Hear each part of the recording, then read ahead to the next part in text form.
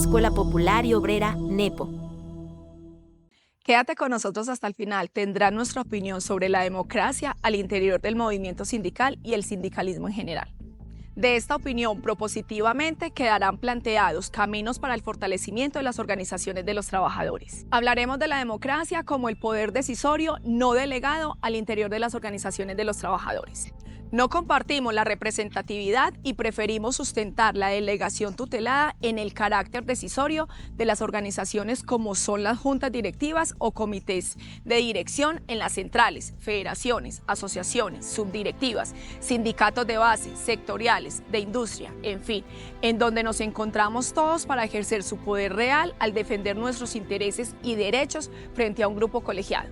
Somos partidarios de la democracia directa y horizontal, pero también reconocemos las dificultades logísticas, de coordinación, de tiempo real de personas de carne y hueso para encargarse de todas las coyunturas y las labores administrativas. Por todo esto, hablamos de la necesidad de construir delegación tutelada. La delegación tutelada equivale a la representatividad en la mecánica de elección, pero diverge cuando existe permanente auditoría o veeduría de las decisiones tomadas por juntas y si hay canales de expresión y comunicación permanente entre bases y los favorecidos por la delegación tutelada.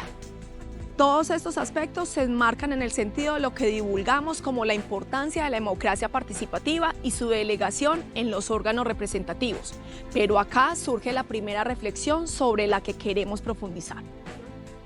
¿Será que la democracia sindical se convirtió en una sola delegación no tutelada del poder? Es decir, ¿seguimos navegando en la democracia representativa de las organizaciones de los trabajadores?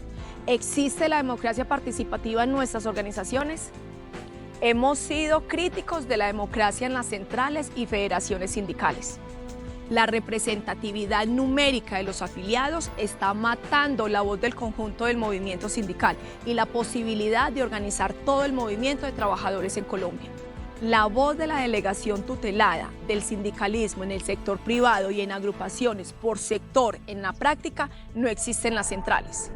Los problemas de los trabajadores más golpeados por la realidad económica y política colombiana se quedan huérfanos en las posibilidades de influir sobre las soluciones que reclamen un movimiento sindical.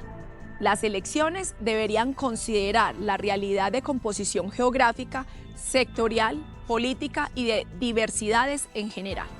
Una apertura democrática y participativa debería empezar por el reconocimiento de las diferencias que operan como barreras de accesos a cargos de dirección.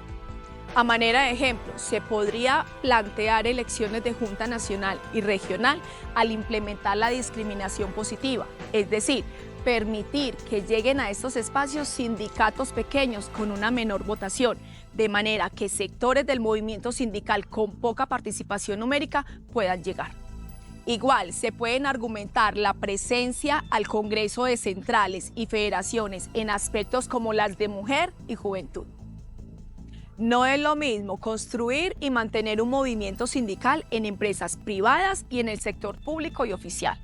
Y una atención democrática al interior debería considerar las agencias diferenciadas en el movimiento sindical. Los aspectos de apertura democrática en los sindicatos también se evidencian en las organizaciones sindicales de empresa e industria.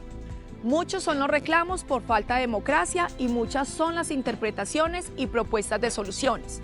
Creemos que en muchas de estas hay de todo un poco.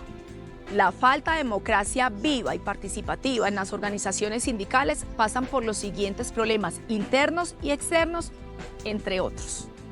Hay una marcada apatía política del trabajador que le impide asumir convocatorias en la vida organizacional de los sindicatos y, por supuesto, al debate y el considerar, elegir y ser elegido en los espacios de decisión.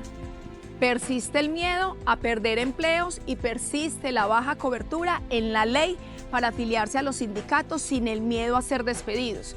Los fueros sindicales son restringidos. La democracia se dificulta si la ley promueve la flexibilidad laboral y los motivos de despido no cuentan con salvaguardas para los trabajadores, motivo suficiente para la pasividad participativa de los trabajadores. Falta comprender en la dirigencia que la democracia no implica aislar corrientes disidentes o diferentes al interior de las mismas organizaciones. Al interior, falta hacer realidad la consigna que las diferencias entre los mismos trabajadores no significan que sean irreconciliables los intereses comunes. Va contra toda invitación a formar organizaciones democráticas fuertes si el mecanismo de zanjar las diferencias es la de crear otras organizaciones al interior de las empresas y las industrias. Igual sucede si crear sindicatos se hace para la protección de los dirigentes por medio de fueros sindicales. Atenta contra la democracia y la participación cuando priman los intereses personales, se da la pérdida de los objetivos de las organizaciones o desaparecen los principios sindicales. Cuando las juntas pierden la perspectiva de hacer actividades diversas que se deben programar para el conjunto de sus bases para mantener el contacto con los afiliados y sus familias. Cuando no se asume la reflexión permanente en el interior del movimiento de los trabajadores. La democracia se aviva cuando se promueve la participación en la vida sindical por medio de llamados a participar organizadamente en actividades de todo tipo en la vida sindical. La promoción de veedurías internas o dar informes de gestión de manera permanente permite claridad interna e invita a ejercer la democracia. Por último, la formación es una tarea permanente que se hace no es solo desde las aulas, complementariamente se hace desde las comunicaciones asertivas, formativas al interior de las organizaciones. Necesitamos más democracia y necesitamos que todo miembro de la sociedad con vida sindical se comprometa con fortalecer aspectos que a primera luz despreciamos por no ser pragmáticas para la consolidación de las organizaciones.